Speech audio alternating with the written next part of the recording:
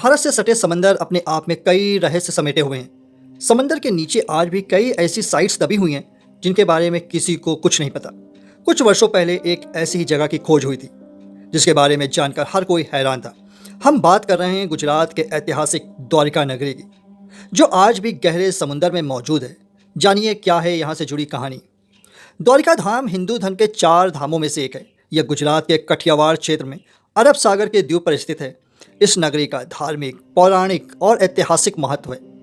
ऐसी मान्यता है कि मथुरा छोड़ने के बाद अपने परिजनों एवं यदुवंश की रक्षा के लिए कृष्ण ने भाई बलराम तथा यदुवंशियों के साथ मिलकर द्वारिकापुरी का निर्माण किया। ये द्वारिकापुरी का निर्माण उन्होंने विश्वकर्मा से कराया था। द्वारिका, जिसका मतलब होता है द्वार का नगर, एक ऐसा अद्भुत और भव्य नगर जिसे खुद कृष्ण ने बसाया था। महाभारत और हरिवंश पुराण जैसे ग्रंथों में इसका वर्णन मिलता है। बताया जाता है कि द्वारिका 7 बार बसी और 7 बार ही उजड़ी। कृष्ण ने मथुरा छोड़कर समुद्र के किनारे इस नगर की स्थापना की थी। यह नगर सोने, चांदी और बहुमूल्य रत्नों में से सुसज्जित था। चारों ओर भव्य महल, ऊंचे स्तंभ और सुंदर बाग बगीचे थे। लेकिन जैसे जैसे समय बीता गया, कुछ ऐसा हुआ जिसने इस अद्भुत नगरी को समुद्र के अंदर मिला दिया। महाभारत युद्ध के बाद जब श्री कृष्ण का कार्य इस धरती पर पूरा हो चुका था, तो यदुवंशियों में आपसी कलह और संघर्ष शुरू हो गया।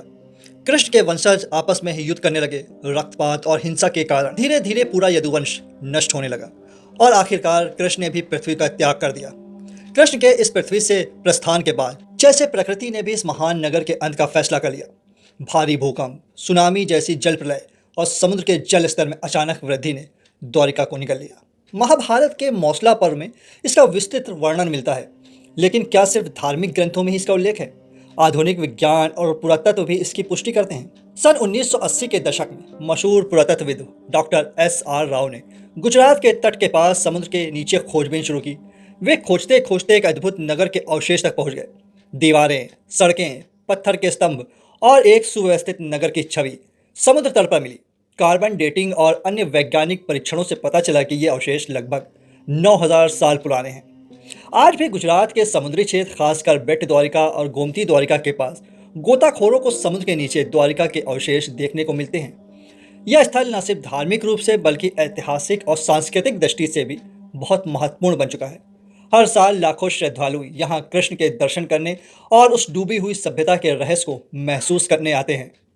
द्वारिका एक चमत्कार है, ईश्वर की लीलाओं का, मानव सभ्यता के उत्थान और पतन का, और प्रकृति की अजय शक्ति का प्रतीक।